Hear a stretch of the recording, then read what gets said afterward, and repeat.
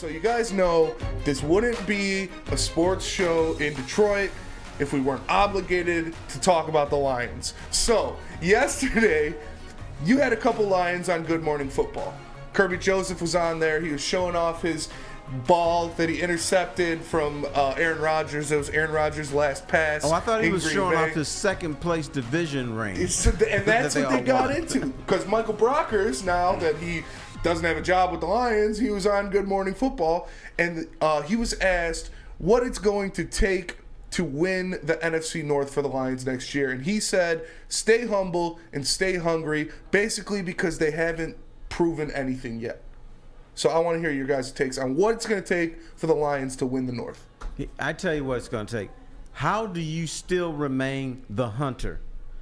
Even though everybody is saying you should win this division, you still have to have that mentality of like, we don't have anything. We don't have any rings. We don't have any titles. They haven't hung up any banners. So you have to continue with that hungry. That's what I think they need. Yeah, that Mr. Pro Athlete. Maybe you got something different. No, that's a great point. And my thing is this, because we talked about it on the show. You didn't make the playoffs last year. Mm-hmm. Correct.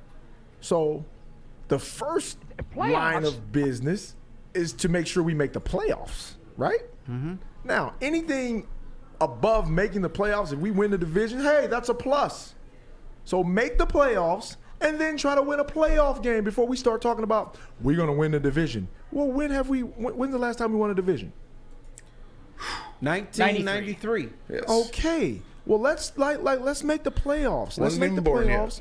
And if we can position ourselves to be, in position to win the division, then we do it. We try to maximize our talents and try to be the best. But come on, guys, let's make the playoffs and win a playoff game. That's what I would be saying. My older sister wasn't even born yet. But if you're saying that sometimes that edge leaves, you want to win the division. Right, I get it. But if you think you already got that in hand, then softness kind of creeps in a little bit and you're not going to be as good as you want to.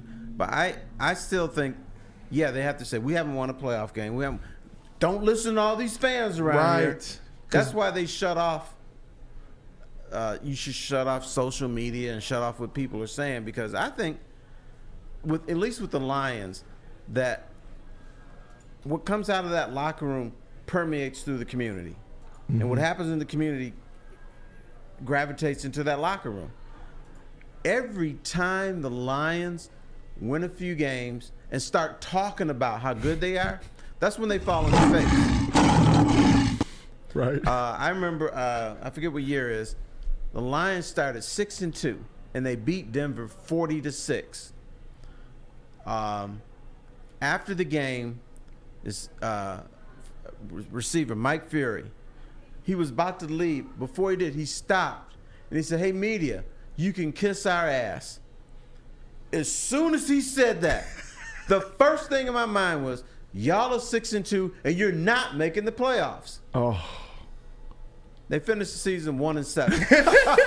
White Fury. Good Lord. I was bold enough. I went on the air the next day and said the Lions at 6-2 are not making the playoffs. Simply because this dude turned around and said, "Media, kiss our ass." Now, if you go back, when the Lions had another hot start, they made a song, "Another One Bites the Dust." I remember that. Fell apart. I remember that. Fell apart. There was other times when they were talking trash. They would always fall apart. So now that the expectations are not only coming from Detroit, but the NFL is looking at the Lions and everybody that talks, y'all going to be good. Yes. How do you not crash? Well, hopefully the guys that they have now in the locker room won't be affected by the past ghost of 8-8. You know what I'm saying?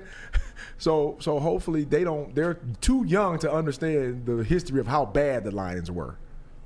And from the way they played at the end of the season, you would hope that with some carryover, we could start the season off, fairly decent. Because last year, because think about this, Terry, and you know as well as I do, if if they come out and start laying eggs early, what is everybody going to do? Oh, they'll get off that bandwagon. September is such a critical month for the Lions. Yes. You can't go 1-3. You can't go 0-4. They still need Dan Campbell, but they need a little Chuck Daly in them too. I remember when I was covering the Bad Boy Pistons, they won like 24 of 26 games. And Chuck Daly afterwards, I'd be like, did they win? Right. He was how crappy their defense was. Like Isaiah can't shoot. Dennis Rodman can't rebound. Bill Laimbeer is soft. Rick Mahorn is soft. I'm like, what? Yeah. That was Chuck, man. And that was a little bit of that Larry Brown. We would come in of crushing somebody. Mm-hmm. And Larry would look at us and go, you guys are, you don't listen. Yep. You can't execute.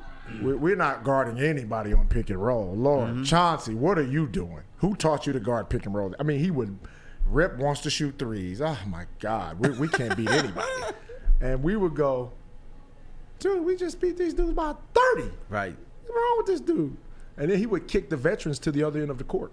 You know what? I can't coach you guys. Go down there. Did it work? Yes. Okay. It worked. It worked. So and it was baffling, but it worked. sometimes you need to be told your stuff don't stink. Exactly. Or your stuff does stink. Right. So, but I think, I don't know who's going to do that, but I think somebody needs to keep that edge on. Now, Dan Campbell, he could probably be the guy to do it because he's motivated that team. He's got that team to the point they think they can beat anybody. Yeah, he said it. He has a quote. We got it right here from Dan Campbell. He said, every team should want to go to the Super Bowl, every year. But I think we are positioned much better to swing with the big boys this year. Swing with the big boys. Swing with the big boys. But at some point, if they want to win, Dan Campbell is going to have to say, after a win, y'all suck. I need this from you. I need you to do this. You need to play better defense. Even if let's say they shut out San Francisco 30-0. Stop it. He still needs Let's to not go get carried away, say, Terry. Let's not get carried away. Oh, is that your team? You know that's my team. Oh, that's Slip. But even if, let's say they beat Seattle. There you go. 30-0. He still needs to go on and say, my defense needs to be better.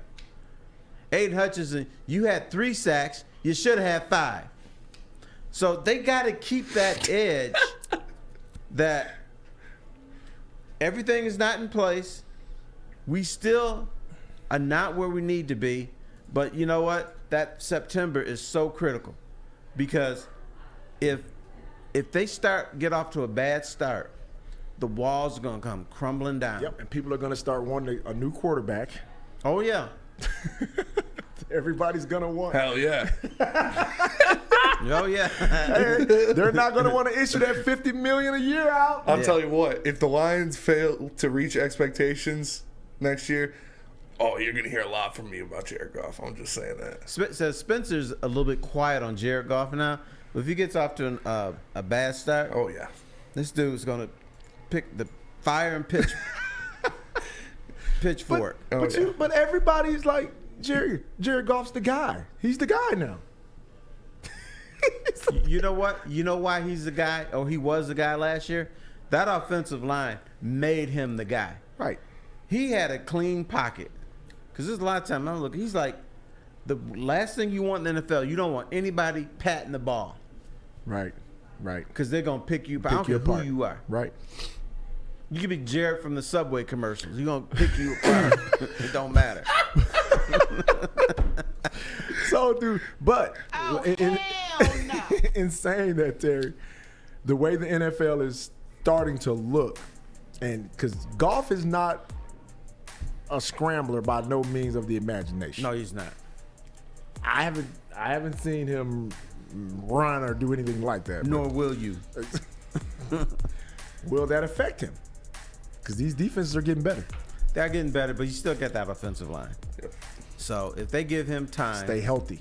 One of the least sacked quarterbacks in the league last year. He'll be fine. Yeah.